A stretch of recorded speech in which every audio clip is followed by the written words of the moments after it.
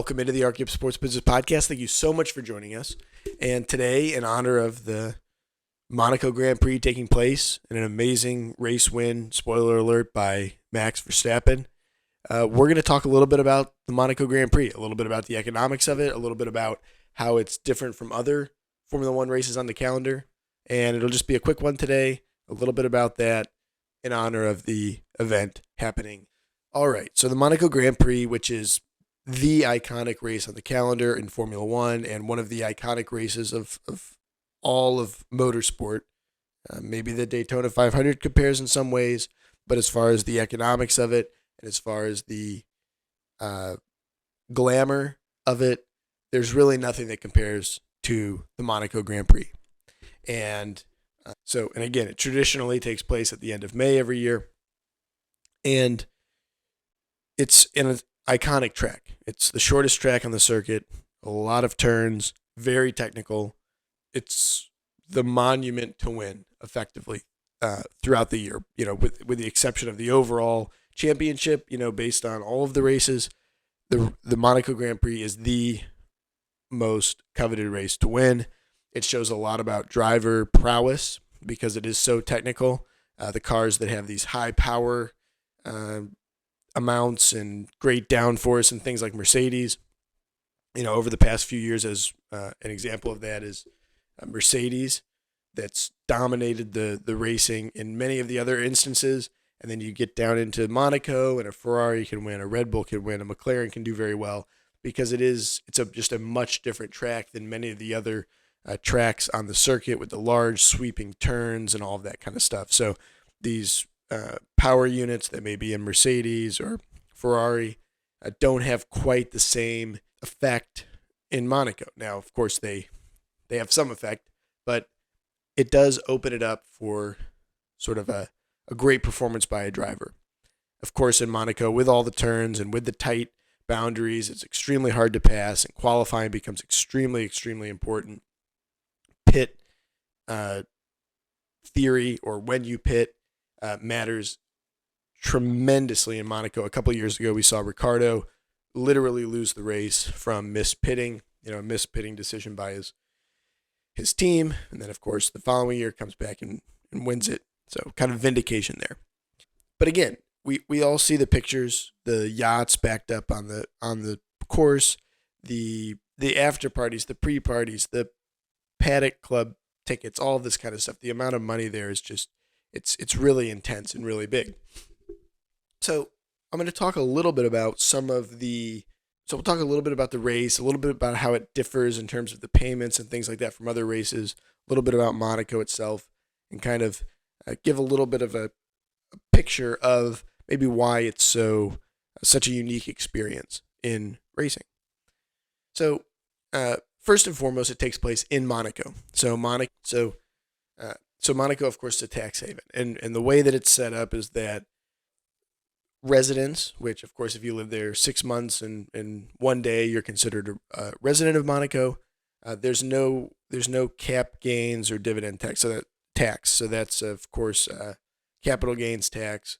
And the very wealthy don't have sort of traditional incomes, I guess you'd say, like sort of front-end incomes. And the money that they earn comes from investments and sort of stored wealth, I guess you'd say, stored wealth. And the earnings on the stored wealth, of course, are capital gains, the gains on the capital. And in Monaco, they don't have any capital gains tax, and there's no sort of net wealth tax or anything like that.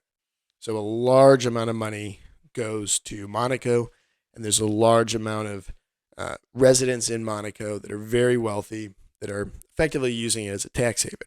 Of course, it's on the ocean. It's a beautiful place, but there's an extreme amount of money in Monaco, and the real estate is extremely high in price because buying that real estate is sort of a cost of entrance into this tax haven. So if you've got a lot of money, you're willing to spend a lot of money, $1 million, $5 million, $10 million, $15 million for a little almost shoebox to live in, because that then allows you to experience these tax benefits. So the amount of wealthy individuals living there is in an extremely concentrated environment is high. There's really nothing that compares to it. I mean, potentially Hong Kong in some ways, their real estate prices, but really there's nothing that compares in the entire world to the density of wealth that Monaco has. Now, of course, you combine that with the beautiful scenery. It's on the Mediterranean Sea. And the race goes right around the harbor where these yachts dock. So that creates another huge viewing spectacle that you obviously don't have at other races, where you have these yachts backed right up to the track. You could be on your yacht and watch the drivers storm by while you're on your yacht. That makes for great pictures on TV. That makes for a great experience for those who are there. And it changes the race environment. Of course, there's also the fact that it's a city track. So there's all the intrigue of the city track, all the bumps and the turns. And there's literally, they're going right past boarded up retail stores. It could be a glass of a Cartier store, and they put a board up and then come out 3 or 4 feet, and there's the barrier for the race, and the cars go flying by what is normally this high-end street. So there's just that very tight proximity to the city on a normal day. Additionally, kind of in that same vein, the actual condos, they come right out over, many literally come out over the track. You can stay on the balcony, have people over to the condo. You can obviously rent condos and yachts and all that kind of stuff. But in general, the owners of these real estate pieces are able to have people come over for the race, stand out over the balcony, look over the balcony, and it creates a very unique experience where a lot of times, of course, a racetrack is out somewhere. It's out in a big plot of land, a field somewhere, outside of the city. It's sort of akin to an airport. Most raceways are kind of that way. Like you go to a big city and, the airport's actually 30 minutes outside of the city. So planes aren't flying over low and all that kind of stuff. And it's the same with the raceways. They don't want the noise of the testing and all of that kind of stuff throughout the year or on the weekend when people aren't actually going to the race. If you've ever been around a Formula One race, you can hear the cars from literally miles away. And so you don't want to have that sort of noise pollution usually. And so many times race circuits are far away from the cities. So this creates just a whole unique experience with Monaco. Another very unique thing is that a lot of these cities like Baku, Azerbaijan, and many others, they pay to have Formula One come. I mean, Formula One is a massive spectacle. There's a massive TV audience, literally, billions of viewers in a season. And so the cities want that, and they pay for that viewership, and they pay for those people coming in, and the tourist dollars, and the people coming to the hotels and staying there for the entire weekend and all of that kind of stuff. Monaco's different.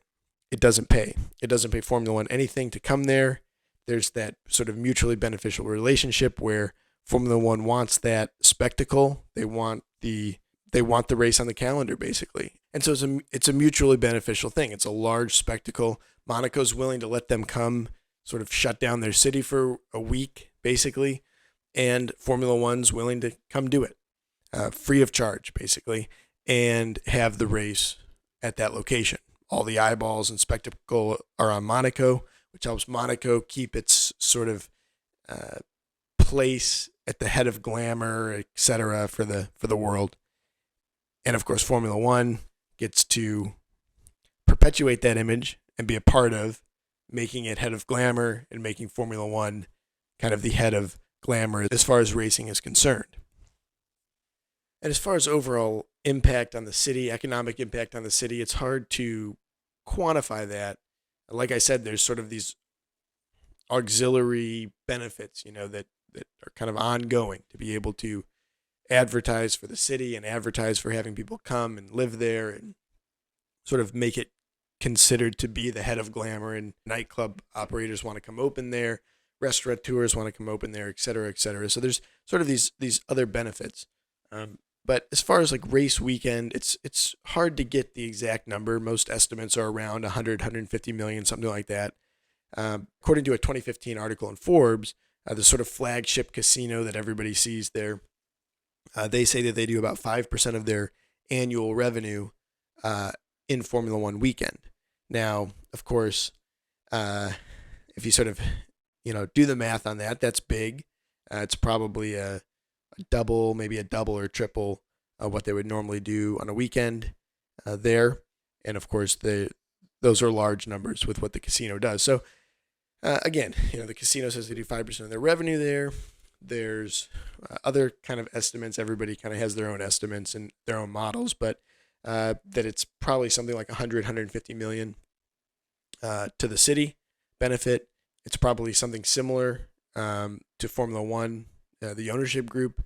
And then obviously the teams are able to do a lot with their sponsors that weekend, a lot of stuff beforehand, a lot of pre-parties beforehand, a lot of product launches on the yachts and all of that kind of stuff. It's a great place for companies to do that. So there's a big economic benefit. And again, I think one of the interesting things is that there's no payment made, by Formula One to Monaco. Now, there's only one race that's taken place longer than Monaco, the Monaco Grand Prix, and that's the Italian Grand Prix in Monza. And of course, that's a famous raceway, many amazing achievements in the Formula One track, and of course, where Eliud Kipchoge had an attempt for the sub 2 hour marathon as well on that track. But Monaco Grand Prix is the second longest running event. It's happened every year since 1955, and the first event was in 1929, and it's a staple on the calendar. Again, so that was just a quick one. Like I said, just a little bit on Monaco, some of the things that make it unique, and a little bit on some of the money behind the scenes. That's it for now. Hope you enjoyed the race. Thanks so much. That's it for now. Hope you enjoyed the podcast, and thank you so much.